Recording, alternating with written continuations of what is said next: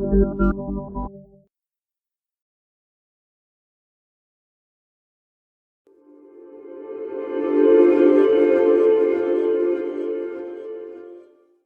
ucapkan terima kasih pada teman-teman yang bisa bergabung dalam diskusi pada malam ini. Tema pembahasan atau diskusi kali ini menarik, tapi sebelum kita nanti mendengarkan narasumber-narasumber yang sudah siap memberikan pemahaman kepada kita semuanya, kalau kita lihat program legislasi nasional tahun 2020 sampai 2024 itu memang ada sekitar 248 RUU. Tentunya salah satunya dari 248 tersebut ada salah satu RUU yang kemudian kita bahas pada malam ini, yaitu terkait dengan RUU Pemilu Kada. Tapi belakangan beberapa minggu yang lalu kita pernah mendengar di beberapa berita, kita juga mungkin mendapatkan informasi bahwa terkait dengan pembahasan RUU Pemilu Kada ini mandek. Tapi kemudian minggu kemarin, tepatnya pada Rabu tanggal 10 bulan Februari 2021, terdapat rapat paripurna DPR yang seharusnya menetapkan atau memutuskan terkait dengan prolegnas prioritas tahun 2021. Tapi kita ketahui secara bersama bahwa pada saat rapat paripurna tersebut tidak mencapai keputusan terkait dengan atau gagal memutuskan prolegnas prioritas tahun 2021, sehingga yang informasi sebelumnya bahwa RUU Pemilu Kada ini mandek, tentunya dengan adanya rapat terakhir adalah sangat berdampak terkait dengan kepastian apakah revisi Undang-Undang Pemilu akan dibahas atau tidak. Ini situasi yang menarik untuk nantinya diperbincangkan, karena hasil dari rapat paripurna terakhir kemarin tidak memutuskan terkait dengan prolegnas prioritas 2021. Nah, berbicara terkait dengan pemilu kada, memang bangsa kita ini kan sedang melakukan perubahan besar, baik itu secara teknis maupun secara substansi, kaitannya dengan proses penyelenggaraan pemilu dan pemilu kada. Kalau kita lihat putusan Mahkamah Konstitusi misalnya terkait dengan penyelenggaraan pemilu dan pemilihan kepala daerah secara serentak, kita misalnya dapat temui di putusan Mahkamah Konstitusi nomor 55 garis miring PUU garis miring 18 tahun 2019, yang mana di dalam putusan tersebut menegaskan bahwa pemilihan presiden dan wakil presiden, anggota DPR dan anggota DPD secara serentak tak bisa dipisahkan satu sama lain terkait dengan penyelenggaraan pemilu. Tapi berkaitan dengan kurang ketidakpastian apakah revisi RUU Pemilu Kada yang diharapkan atas putusan dari Mahkamah Konstitusi, sehingga ada 6 metode penyelenggaraan pemilu dan pemilu kada ini yang seharusnya dibahas oleh DPR pada tahun ini, sehingga kemudian kedepannya dapat memutuskan. Nah, bagaimana kemudian dampak putusan MK tersebut terhadap parlemen yang seharusnya membahas sebuah undang-undang yang dapat mengatur regulasi secara sekaligus terkait dengan Pilpres, Pileg, dan penyelenggaraan pemilu. Nah, revisi ketiga ini memang bertujuan untuk menyederhanakan. Kita tahu beberapa metode tahapan penyelenggaraan pemilu itu hampir setiap periodisasinya mengalami perubahan, sehingga pembahasan RUU Pilkada ini diharapkan memilih tujuan yang kemudian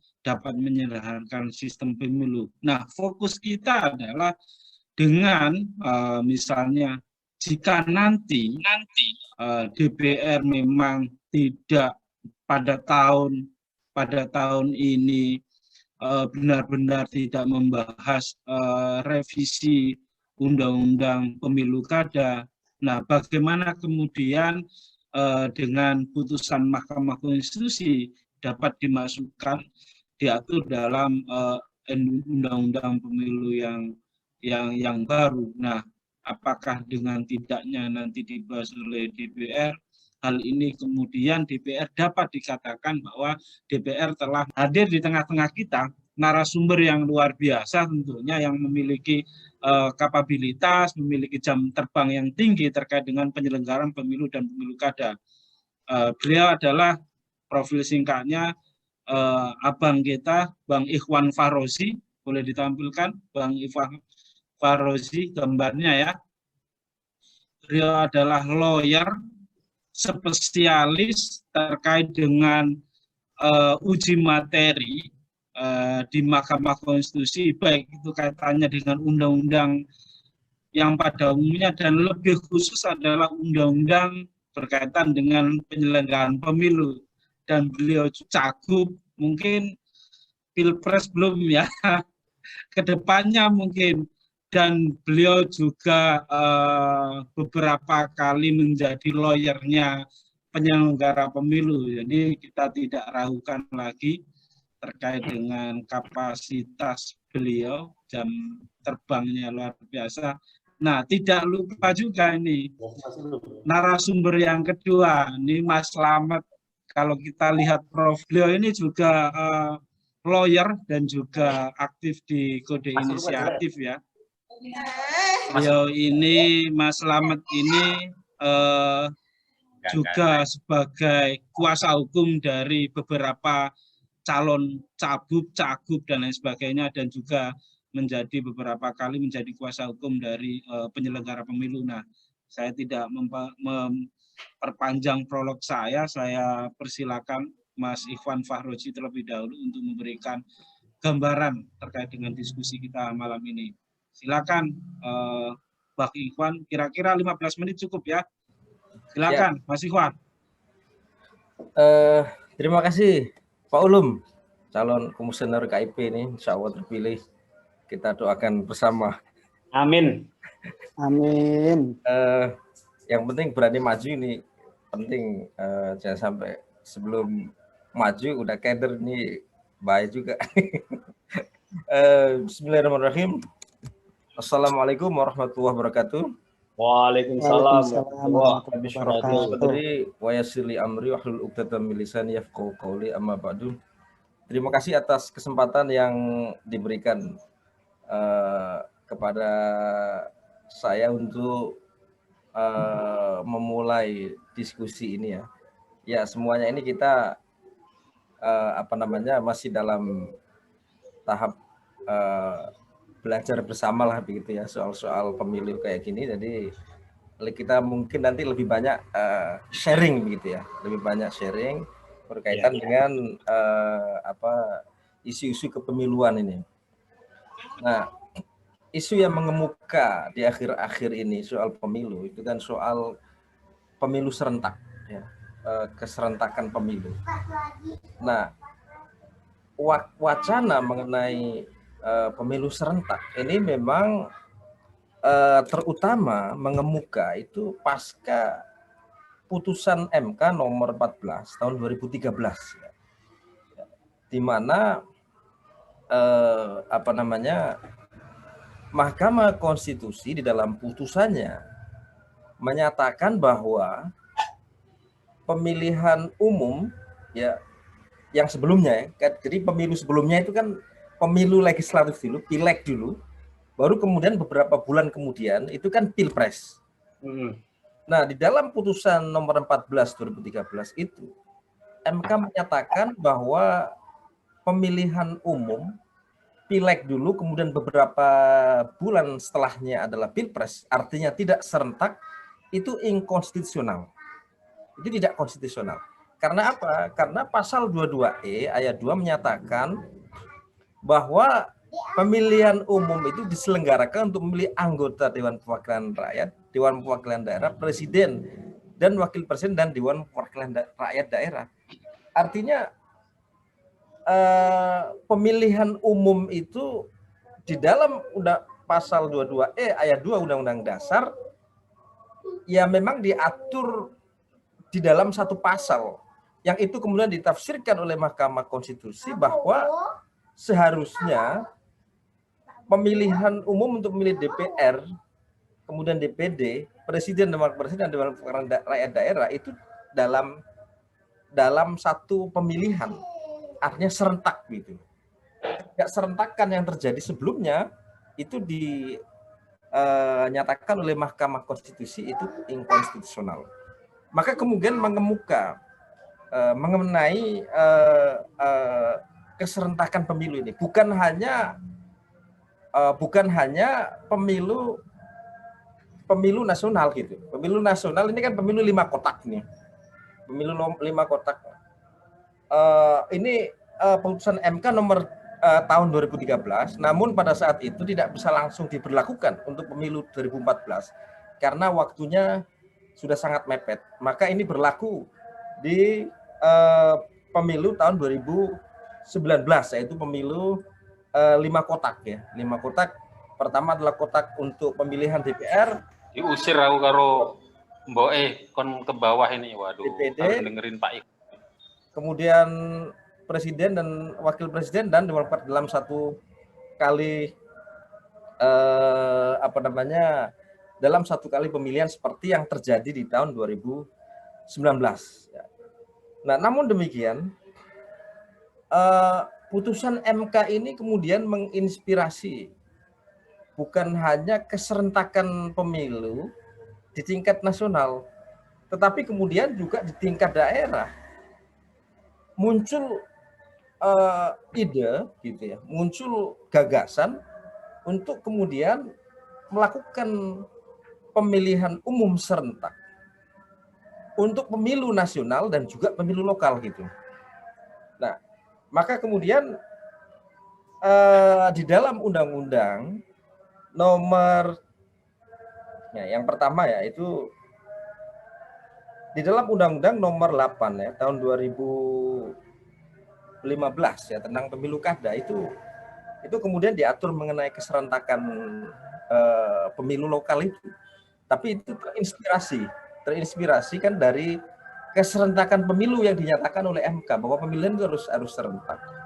Nah, memang di dalam putusan MK itu MK tidak menyatakan bahwa pemilu lokal itu harus serentak dengan pemilu nasional, itu tidak ada. MK tidak menyatakan bahwa pemilu lokal tidak harus serentak dengan pemilu nasional. Namun kemudian pada saat itu wacana yang mengemuka adalah keserentakan pemilu. Keserentakan pemilu itu pertama mungkin slide selanjutnya Paulus. Nah, itu didasarkan pada pertama adalah kita ini kan mungkin minta tolong slide-nya bisa diturunkan lagi. Nggak digeser. Nisa. Nah, keserentakan pemilu kita. Ini kan kita ada 542 daerah ya dengan 34 provinsi, 93 kota dan 415 kabupaten. Nah, sebelum tahun 2014, sebelum undang-undang pemilihan umum itu yang baru, itu kita sudah menyelenggarakan 1027 kali pemilihan yang jadi di 76 pemilu kada di kabupaten, 157 pemilu kada di kota. Nah, yang berarti bahwa tiap 2 atau 3 hari sekali itu berlangsung pemilu kada di Indonesia gitu. Dengan banyaknya jumlah daerah itu. Dalam 1 tahun itu 2 sampai 3 kali itu berlangsung pemilu kada. Oleh karena itu maka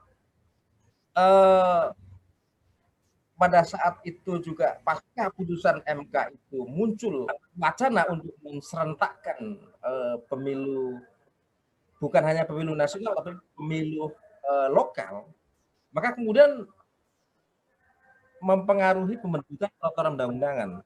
Undang-Undang 8 tahun 2015 kemudian diatur mengenai keserentakan pemilu secara bertahap. Pertama adalah itu ya, jadi pemilu pada saat itu dilakukan secara dimulai pada tahun 2015. Di mana pada gelombang pertama itu terdapat 269 daerah ya, 9 provinsi, 36 kota dan 224 kabupaten yang menyelenggarakan. Nah, jadi itu keserentakan secara bertahap. sejak tahun 2015, kemudian 2017, 2018, dan 2020. Seperti yang kemarin, ini keserentakan secara bertahap gitu ya. Nah, sebenarnya wacana untuk menyerentakkan pemilu lokal dengan pemilu nasional itu juga tidak terlepas dari perdebatan tentang, mungkin bisa diturunkan lagi slide ya ini saya. Jadi itu juga lagi satu lagi. Nah, wacana untuk menserentakkan pemilu lokal dengan pemilu nasional itu tidak terlepas dari perdebatan soal apakah pemilu kada itu termasuk dalam kategori pemilu. Maka di dalam hal ini ada dua pendapat. Pendapat pertama adalah pandangan formil yang menyatakan bahwa pilkada tidak termasuk pemilu.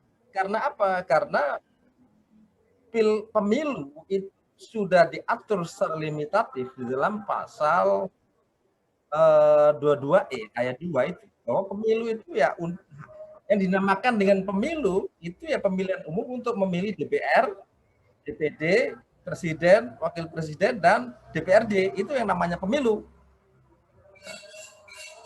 Sementara pemilu kada itu sebenarnya masuk dalam rezim pemerintahan daerah.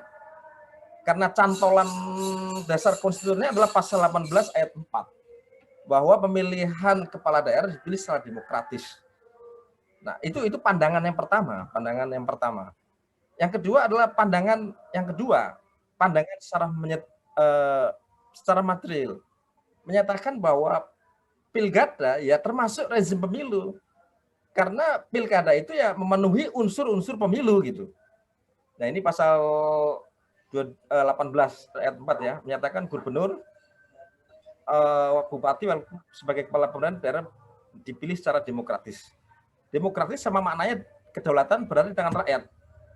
Dipilih secara demokratis sama dengan kedaulatan berarti dipilih secara langsung. Dipilih secara demokratis di mana dilaksanakan secara langsung melalui pemilu. Nah, inilah yang artinya.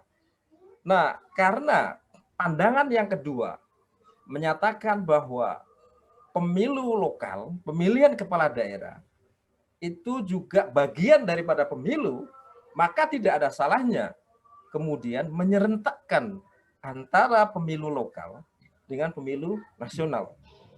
Itulah yang waktu itu mengemuka begitu ya.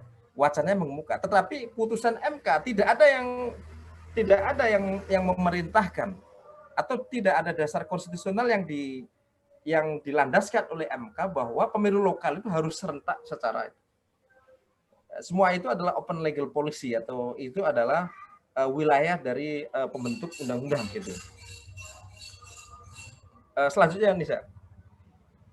Nah, mengenai keserentakan pemilu, mengenai keserentakan pemilu itu diatur dalam Undang-Undang Nomor 8 tahun pasal 201 ya. Ya ini sebelumnya keserentakan pemilu itu di dalam Undang-Undang Nomor 8 2015 itu dilaksanakan pemilu lokal, pemilihan kepala daerah itu serentak seluruh Indonesia itu 2027. Namun kemudian direvisi ya pada tahun 2016 itu melalui Undang-Undang 10 2016 itu menjadi tahun 2004. Yang sebelumnya itu 3 tahun setelah pemilihan umum tingkat nasional, lalu kemudian di tahun 2016 itu melalui Undang-Undang 10 2016 itu diubah begitu ya, bahwa pemilihan kepala daerah dilaksanakan pada bulan November 2024. Di bawahnya lagi bisa. Nah, sementara apabila pemilihan umum itu ya, keserentakan pemilu itu kan terakhir 2020 sekarang ini ya. Sekarang ini kalau menurut undang-undang tadi, undang-undang yang lama, Undang-Undang 10 2016, keserentakan pemilu itu terakhirnya sementara di tahun 2002 kepala daerah yang masa jabatannya habis, kemudian juga di tahun 2003 itu akan dipilih PLT ya, sampai berakhirnya sampai 2024. Itu memang itu diatur dalam pasal 201 ayat 9 Undang-Undang 10 2016. Itulah. Nah, selain itu juga Undang-Undang Pemilu kita mengatur mengenai keserentakan pemilu, yaitu di pasal 167 dan pasal 347 ya 1 ya. Pemungutan suara dilaksanakan secara serentak pada hari libur atau hari libur secara nasional. Nah, pemungutan suara pemilu diselenggarakan secara serentak. Nah, itu memang pada saat itu wacana yang mengemuka memang keserentakan pemilu nasional dengan lokal. Karena apa? Karena ada beberapa pertimbangan. Salah satunya misalnya secara politik, kita ini kalau kemudian tidak ada keserentakan pemilu, maka hampir tiap tahun kita ini kan mengalami tahun politik ya. Artinya pada saat itu gitu wacananya, bahwa kita ingin bahwa ya tahun politik itu ya hanya 1 tahun. Setelahnya itu ya tahun bekerja kan gitu. Tahun bekerja itu. Yang kedua adalah supaya masa jabatan legislatif dengan eksekutif di daerah itu beriringan, sehingga konfigurasi politiknya kan beriringan. Pada saat itu kenapa kemudian muncul ketentuan peraturan perundang-undangan ini yang mengatur keserentakan pemilu lokal dengan pemilu nasional adalah salah satunya adalah pertimbangan-pertimbangan tadi. Selain itu adalah pertimbangan efisiensi. Nah, namun demikian, setelah kita melaksanakan pemilu 2019 dengan 5 kotak, ternyata kita memunculkan banyak problem gitu ya, pasca 2019 itu. Jadi pemilu 2019 dengan 5 kotak aja itu sudah menimbulkan kerumitan tersendiri bagi penyelenggara begitu ya. Kemudian efeknya adalah misalnya berapa sekian penyelenggara misalnya kelelahan dan sebagainya. Yang kedua adalah partisipasi politik ya, partisipasi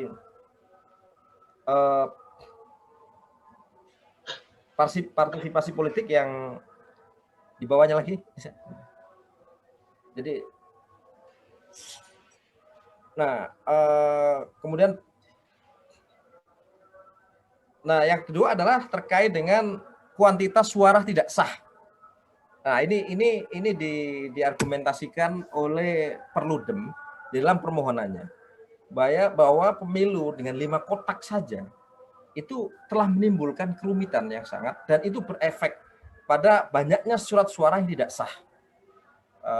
Itu di dalam putusan MK nomor 55 tahun 2000 itu ada semua data-data yang disampaikan oleh Perludem ya mengenai kejadian-kejadian seperti itu. Maka kemudian kembali kita mengevaluasi. Ini kemarin pemilu 5 kotak itu menimbulkan banyak problem gitu. Apakah kemudian kita mau tambahin lagi problem itu dengan menyerentakkan pemilu lokal itu di tahun yang sama dengan pemilu nasional? Itu satu isu. Maka kemudian ada wacana. Pertama, bukan hanya wacana ya, teman-teman Perludem sudah mengajukan persoalan itu ke Mahkamah Konstitusi. Dan kemudian Mahkamah Konstitusi sudah mengeluarkan putusan nomor 55 tahun 2019. Yang pada intinya Mahkamah Konstitusi menyatakan bahwa ada 6 model ya. Nah, 6 model pilihan ini konstitusional dianggap oleh MK. Tapi bukan wilayah Mahkamah Konstitusi untuk menentukan model pemilihan yang mana yang yang paling pas gitu ya untuk digunakan. Karena apa? Karena itu wilayah pengambil kebijakan atau bentuk undang-undang gitu ya, untuk menentukan pemilihan atau model pemilihan yang atau desain pemilu yang seperti apa yang akan dipilih gitu. Nah, jadi MK menolak permohonan dari Perludem itu, ya. Namun MK memberikan alternatif 6 model pemilihan. Nah, sekarang kan begini ya, ini pertanyaannya sekarang adalah apakah keserentakan pemilu yang diatur dalam Undang-Undang Pemilu maupun diatur dalam Undang-Undang Pemilu Kada itu konstitusional apa tidak? Itu satu ya, itu konstitusional apa tidak? Itu apakah isu konstitusionalitas atau itu isu bukan konstitusionalitas tapi hanya soal legal policy. Ini sebenarnya itu sebenarnya adalah wilayah masih diperdebatkan. Karena apa? Karena kita ada putusan MK nomor 31 tahun 2018 menyatakan bahwa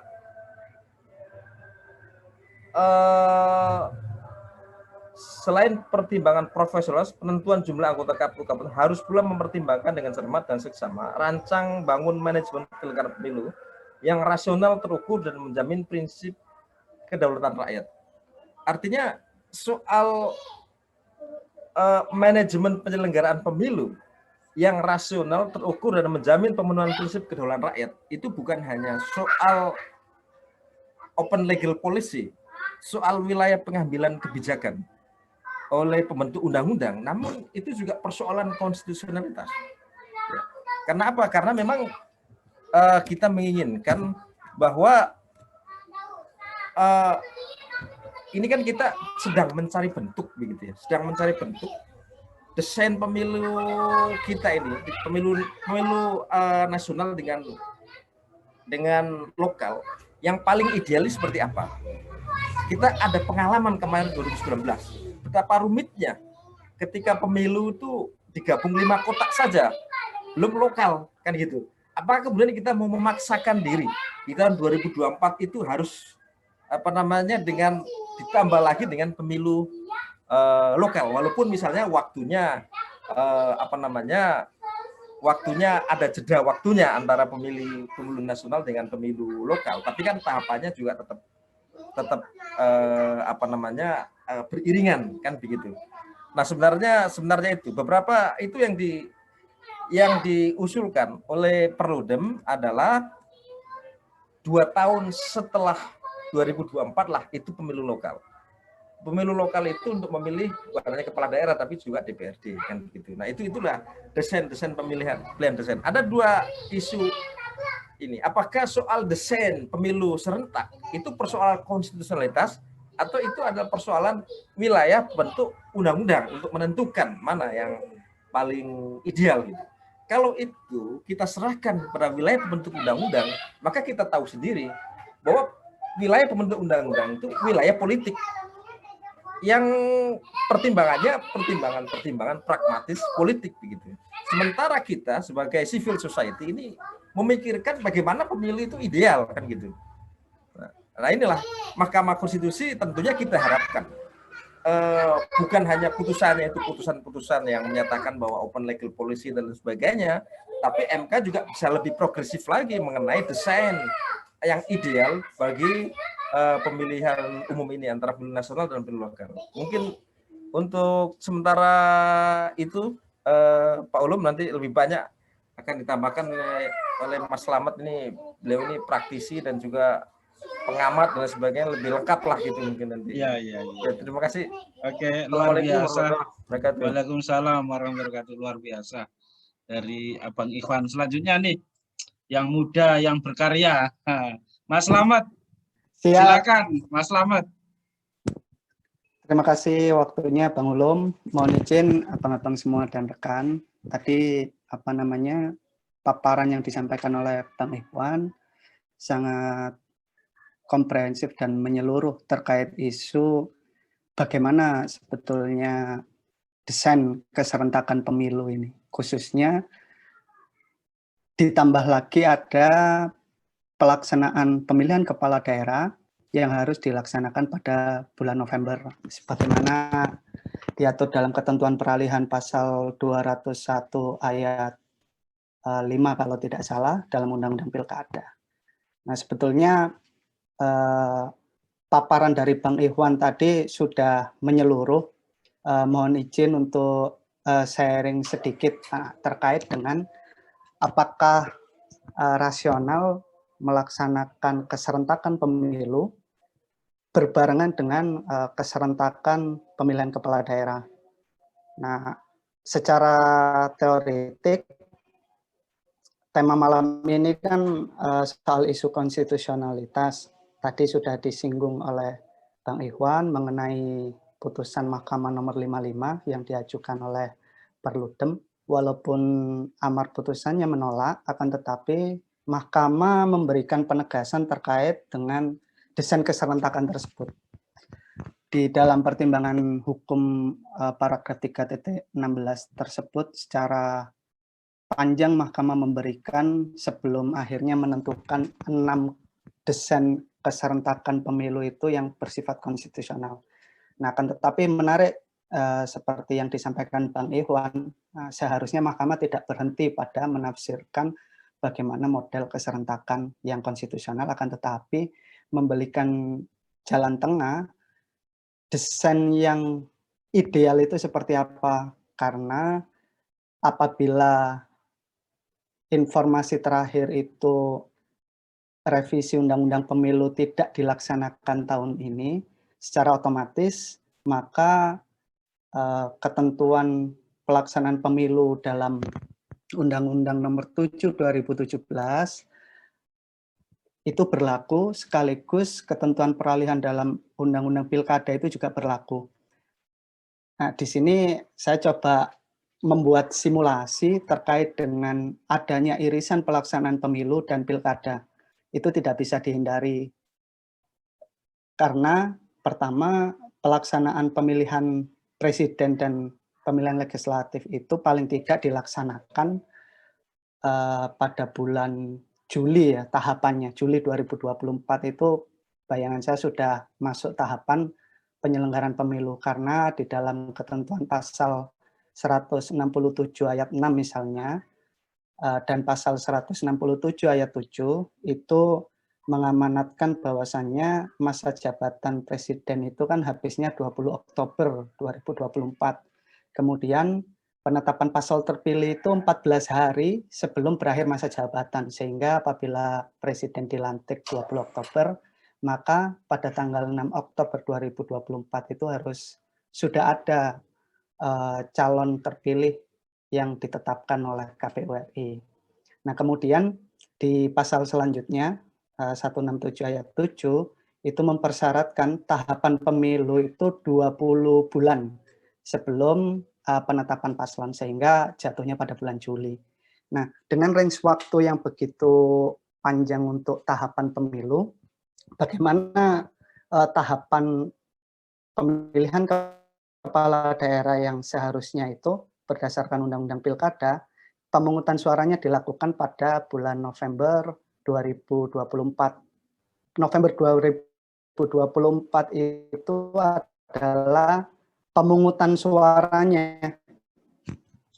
Pemungutan suaranya, bukan dimulainya tahapan. Nah, sehingga bila berpengalaman pada pemilihan sebelumnya, itu paling tidak tahapan pelaksanaannya itu dimulai 11 bulan sebelum pemungutan suara misalnya. Itu jatuhnya pada bulan kurang lebih ya, ini simulasi saja, itu Oktober 2023. Nah, terkait dengan adanya irisan pelaksanaan tahapan itu tentu ada beban yang sangat luar biasa yang akan ditanggung oleh penyelenggara di satu sisi. Nah, kemudian ada isu soal bagaimana problem yang akan dihadapi oleh pemilih yang akan menggunakan pilihannya. Yang ketiga itu problem terkait dengan penanganan pelanggaran di setiap tahapan. Karena baik tahapan pemilihan umum untuk presiden dan legislatif dan juga tahapan pemilihan kepala daerah, tentu ada tahapan penanganan pelanggaran yang terjadi pada rentang waktu tersebut. Nah, sehingga ini menyangkut juga bagaimana isu penegakan hukumnya. Jadi secara umum isu konstitusionalitas itu sudah selesai, dalam tanda kutip MK sudah memberikan penafsiran terkait 6 desain yang konstitusional. Akan tetapi kan itu dikembalikan kepada pembentuk undang-undang atau penlegan polisi, tentu di luar dari yang kita harapkan semua, karena dengan beban yang luar biasa yang akan ditanggung oleh penyelenggara, sehingga itu akan berdampak juga pada kualitas pelaksanaan pemilihan. Nah, sehingga saya sepakat dengan yang disampaikan Pak Bang Ikhwan, bahwasanya itu bukan soal isu open legal policy, tapi isu kedaulatan rakyat itu bisa difasilitasi oleh negara, yang mana baik itu KPU, Bawaslu, DKPP, tentu sangat terbebani dengan pelaksanaan pemilu yang berbarengan tersebut. Di samping itu juga ada problem-problem teknis lainnya, misalnya ada simulasi lain terkait dengan bagaimana persyaratan pencalonan calon kepala daerah misalnya, di mana untuk bisa maju itu kan harus didukung oleh partai politik yang mempunyai kursi di DPRD masing-masing misalnya. Nah, sedangkan pertanyaan kritisnya, apakah persyaratan untuk mengajukan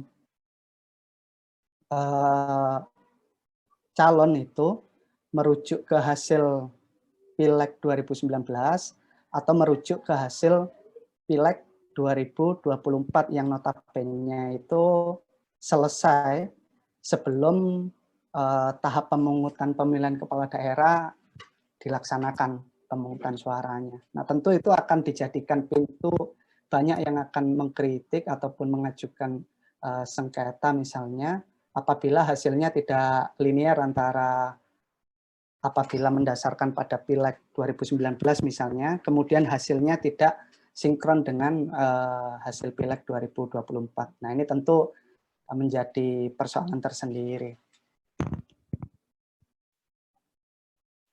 Secara umum memang untuk desain keserentakan pemilu, Mahkamah Konstitusi dalam pertimbangan putusan nomor 55 tersebut itu sudah menekankan pemilihan yang sekarang berlangsung itu bukan pilihan satu-satunya yang diamanatkan serentak, sehingga 6 kriteria tersebut itu konstitusional sepanjang pembentuk undang-undang itu tidak menjadikan kepentingan politik semata untuk menentukan, akan tetapi juga tata cara pelaksanaan itu harus bisa diukur secara rasional. Apakah ini bisa dilaksanakan atau tidak. Nah, mungkin itu sedikit tambahannya Bang Ikhwan dan Bang Fatul, Bang Ulum untuk diskusi malam ini. Sedikit banyak lebih menekankan pada persoalan-persoalan teknis penyelenggaraannya, Bang. Terima kasih, Bang. Terima kasih, Bung Slamet, luar biasa.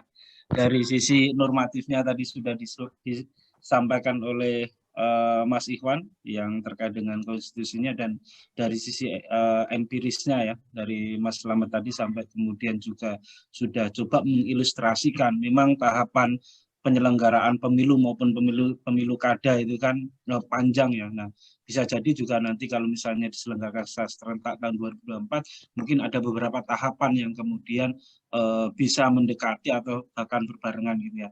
Baik,